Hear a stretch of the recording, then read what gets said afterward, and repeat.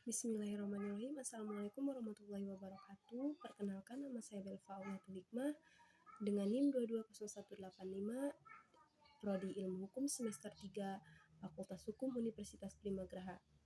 Di sini saya akan menjelaskan macam-macam perjanjian bernama dalam KUH Perdata dalam menyelesaikan tugas hukum perikatan.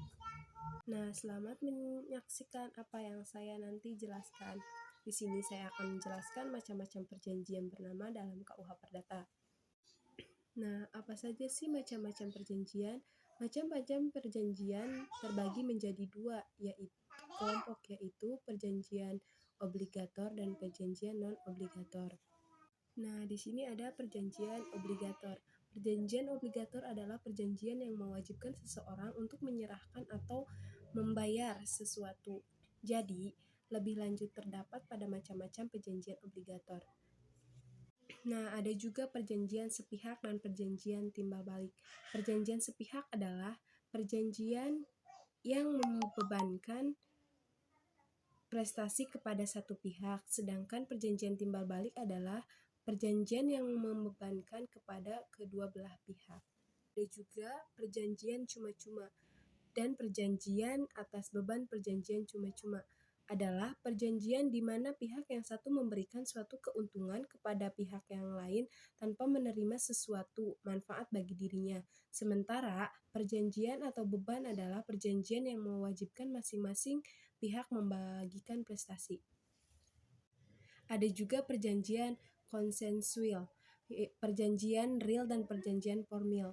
Perjanjian konsensual yaitu perjanjian yang mengingat sejak detik tercapainya kata sepakat dari kedua belah pihak, sedangkan perjanjian real adalah perjanjian yang tidak hanya mensyaratkan kesepakatan namun juga mensyaratkan penyerahan objek perjanjian atau bendanya. Adapun perjanjian formil adalah perjanjian yang terikat dengan formalitas ketentuan perundang-undangan yang berlaku. Nah, ada juga perjanjian bernama. Perjanjian bernama adalah perjanjian yang secara khusus diatur dalam undang-undang. Ada juga perjanjian tak bernama. Perjanjian tak bernama adalah perjanjian yang tidak diatur secara khusus di dalam undang-undang. Ada juga perjanjian campuran. Perjanjian campuran adalah perjanjian yang merupakan kombinasi dari dua atau lebih perjanjian bernama. Di atas saya sudah menjelaskan perjanjian obligator. Di sini saya akan melanjutkan perjanjian non-obligator. Non-obligator merupakan perjanjian yang tidak mewajibkan seseorang untuk menyerahkan atau membayar sesuatu.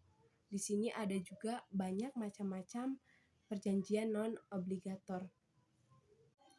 Nah, di sini ada Zakalik Overcomes, yaitu perjanjian yang menetapkan dipindahkannya suatu hak dari seseorang kepada orang lain. Ada juga Bevis Overcomes, yaitu perjanjian untuk membuktikan sesuatu.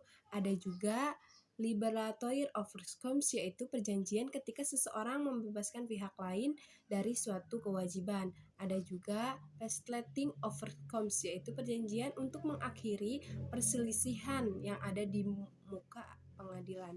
Jadi, dalam perjanjian yang tadi saya paparkan di atas dapat dilihat bahwa suatu perjanjian tidak boleh melanggar undang-undang. Nah, ada juga di sini saya akan menjelaskan definisi dan syarat sah perjanjian. Menurut Ricardo Simanjuntak dalam bukunya Teknik Perancangan Kontrak Bisnis menyatakan bahwa kontrak merupakan bagian dari pengertian perjanjian. Perjanjian sebagai suatu kontrak merupakan perikatan yang mempunyai konsekuensi hukum yang mengikat pada pihak yang pelaksanaannya atau berhubungan dengan hukum kekayaan dan masing-masing pihak yang terkait dalam perjanjian tersebut. Saat ini juga dasar hukum perjanjian di luar KUH Perdata, adapun ketentuan pasal 1338 KUH Perdata mengatur asas kebebasan berkontrak yang berbunyi semua perjanjian yang dibuat secara sah berlaku bagi undang-undang mereka yang membuatnya. Pasal tersebut menyatakan bahwa pihak dalam kontrak bebas untuk membuat perjanjian apapun isinya dan bagaimana bentuknya. Dengan kata lain, semua perjanjian yang dibuat secara sah berlaku bagi undang-undang dan bagi mereka yang membuatnya. Pada intinya, kontrak adalah suatu perjanjian antara dua orang atau lebih yang melahirkan suatu kewajiban baik untuk berbuat maupun tidak berbuat sesuatu. Nah, ada juga asas-asas yang berlaku dalam hukum kontrak. Adanya syarat sah perjanjian. Meskipun demikian, asas kebebasan berkontrak bukan berarti bebas tanpa batas atau mutlak. Setiap pihak yang membuat perjanjian harus memiliki syarat dan perjanjian. Ada juga kesepakatan para pihak. Kesepakatan berarti ada persesuaian kehendak yang beda antara para pihak mengenai hal-hal pokok yang diinginkan dalam perjanjian. Dalam hal ini, antara para pihak harus mempunyai kemauan yang bebas atau sukarela untuk meningkatkan diri, di mana kesepakatan itu dinyatakan secara tegas maupun diam-diam. Bebas dari sini artinya adalah bebas dari kehilapan, paksaan, artinya adalah bebas dari kehilapan, paksaan, dan penipuan secara kontario berdasarkan pasal 1321 KUH Perdata. Perjanjian menjadi tidak sah apabila kesepakatan terjadi karena adanya unsur-unsur kehilapan, paksaan, atau penipuan. Ada juga kecapaian para pihak. Menurut pasal 1329 KUH Perdata, pada dasarnya semua orang cakap dalam membuat perjanjian kecuali ditentukan tidak cakap menurut undang-undang.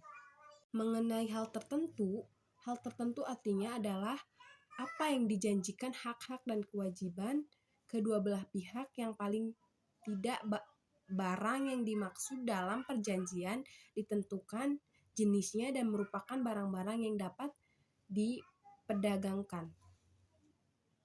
Ada juga sebab yang halal. Sebab yang halal adalah isi perjanjian itu sendiri yang menggambarkan tujuan akan dicapai oleh para pihak. Isi dari perjanjian tidak bertentangan dengan undang-undang, kesusilaan maupun dengan ketertiban umum. Tadi macam-macam perjanjian yang sudah saya paparkan atau jelaskan, dan syarat sahnya juga. Kurang dan lebihnya mohon maaf atas kekeliruan yang saya ucapkan. Kurang dan lebihnya mohon maaf. Wabillahi taufiq walhidayah. Wassalamualaikum warahmatullahi wabarakatuh.